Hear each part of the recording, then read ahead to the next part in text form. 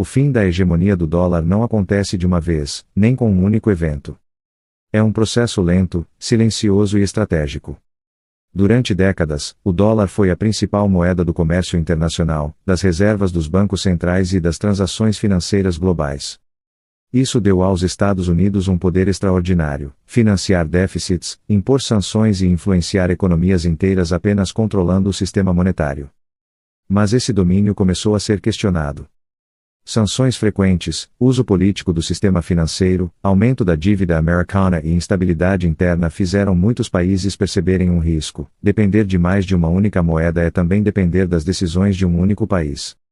Como resposta, diversas nações passaram a buscar alternativas. Acordos comerciais em moedas locais, fortalecimento do yuan chinês, aumento das reservas em ouro, criação de sistemas de pagamento fora do controle dos Estados Unidos e iniciativas dentro do BRICS são parte desse movimento. Não se trata de matar o dólar, mas de reduzir sua centralidade. O mundo caminha para um sistema mais multipolar, onde várias moedas dividem espaço. Isso diminui o poder absoluto dos Estados Unidos e aumenta a autonomia de países emergentes. Para o dólar, significa perder privilégios.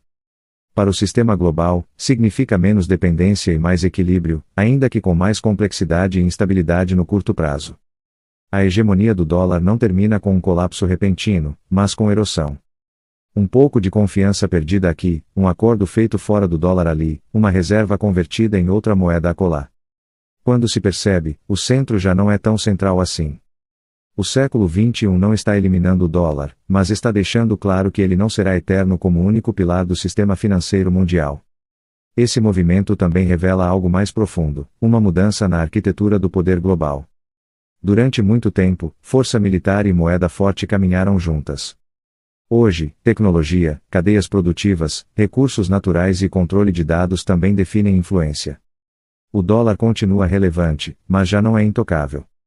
Países que sofreram bloqueios financeiros, como Rússia, Irã e Venezuela, aceleraram sistemas alternativos por necessidade. A China, por estratégia. A Europa, por cautela. O resultado é um mosaico de interesses convergindo para o mesmo ponto: reduzir vulnerabilidades. Ao mesmo tempo, os Estados Unidos enfrentam seus próprios limites. Dívida pública crescente, juros elevados, polarização política e sucessivas crises financeiras corroem a confiança de longo prazo. Nenhum império monetário cai apenas por ataques externos, ele enfraquece quando sua base interna se torna instável. Para investidores, governos e empresas, isso exige adaptação. Mais volatilidade cambial, mais custos de hedge, mais atenção a riscos geopolíticos.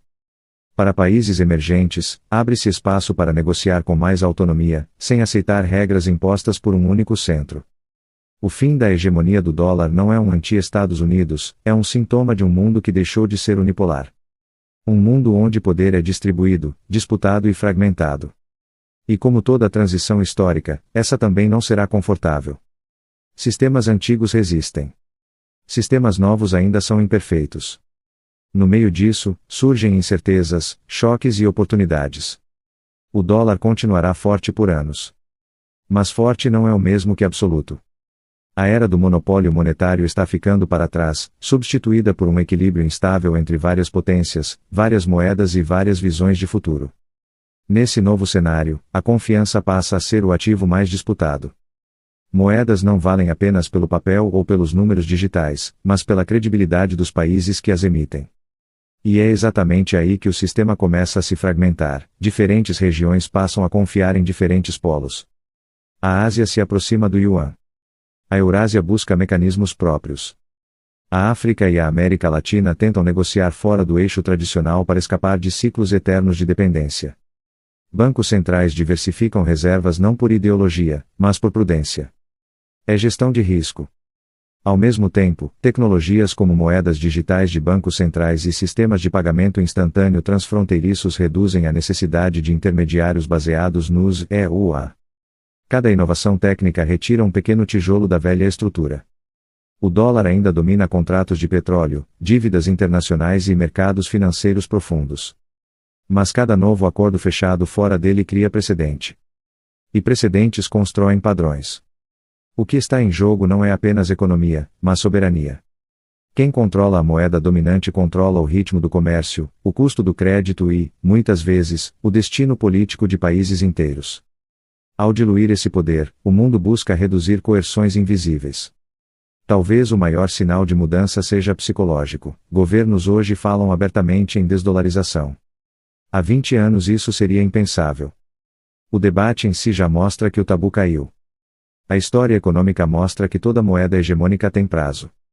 Foi assim com o florim holandês, com a libra britânica, e agora começa a ser com o dólar. Não por fracasso imediato, mas por excesso de peso, responsabilidades e contradições acumuladas.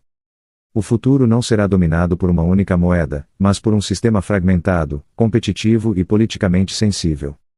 Mais complexo. Menos previsível. E muito mais disputado. E quanto mais o sistema se fragmenta, mais o poder se dilui. Isso muda o jogo para todos. Para os Estados Unidos, significa negociar mais e impor menos. Para outras potências, significa assumir responsabilidades que antes eram evitadas. Para o resto do mundo, significa navegar em um ambiente onde não existe mais um porto seguro absoluto. O dólar ainda será referência em crises, porque mercados profundos não se constroem da noite para o dia. Mas essa função também está sendo testada.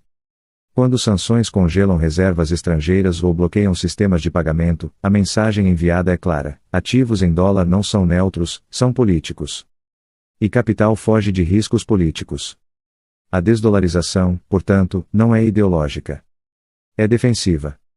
É uma reação racional a um mundo onde finanças e geopolítica se tornaram inseparáveis. Esse processo não tornará o sistema mais justo automaticamente. Moedas alternativas também refletem interesses nacionais, também podem ser usadas como ferramentas de pressão. A diferença é que o poder deixa de estar concentrado. No curto prazo, isso gera instabilidade, mais volatilidade cambial, disputas por padrões técnicos, conflitos por acesso a mercados e financiamento. No longo prazo, pode gerar equilíbrio, se múltiplos polos se fiscalizarem mutuamente. O século XXI está desmontando a lógica de um centro, muitas periferias. Em seu lugar surge uma rede de centros regionais, cada um com sua moeda, sua influência e seus limites. O dólar não desaparecerá. Mas deixará de ser o único idioma da economia global. E quando uma moeda deixa de ser indispensável, ela deixa de ser hegemônica, mesmo que ainda seja poderosa. No fundo, o que está acontecendo é uma mudança de mentalidade. Países que antes aceitavam a dependência como algo inevitável agora tratam a autonomia monetária como questão de segurança nacional. Não é mais apenas sobre taxas de câmbio ou comércio, é sobre não ficar vulnerável a decisões tomadas fora das próprias fronteiras. Cada reserva convertida em ouro, cada contrato fechado em moeda local, cada novo sistema de pagamentos criado fora do eixo tradicional é um pequeno passo nessa direção. Isoladamente, parecem irrelevantes. Juntos, formam uma tendência histórica. Os Estados Unidos ainda possuem vantagens enormes: mercados financeiros profundos, instituições consolidadas, poder militar e influência cultural. Mas hegemonia não se perde quando surge um rival, se perde quando surge a alternativa. E hoje, pela primeira vez em décadas, alternativas estão sendo construídas de forma consciente e coordenada. O mundo não está trocando um dono por outro. Está tentando reduzir a figura do dono. Isso é inédito em escala global. O resultado será um sistema mais fragmentado, mais político e menos previsível. Um mundo onde acordos exigirão mais diplomacia, onde crises terão múltiplos centros de impacto e onde nenhuma moeda poderá agir sem considerar as outras. A hegemonia do dólar foi um pilar do século XX. O século XXI está erguendo algo diferente, um equilíbrio instável, disputado e imperfeito, mas menos concentrado. E como toda transição histórica, ela não será anunciada com uma data oficial. Apenas, um dia, ficará claro que o mundo mudou, e que o dólar, embora ainda forte, já não ocupa sozinho o trono que um dia foi exclusivamente seu. E com isso chegamos ao final. O mundo está mudando, e junto com ele mudam também as regras do poder, da economia e do dinheiro. Entender o fim da hegemonia do dólar não é prever um colapso, é compreender uma transição histórica que já está em curso. Se este conteúdo te ajudou a enxergar esse cenário com mais clareza, deixe seu like, se inscreva no canal e compartilhe com quem se interessa por economia e geopolítica. Seu apoio fortalece o canal e permite que mais pessoas tenham acesso a análises como esta. Obrigado por assistir, e até o próximo vídeo.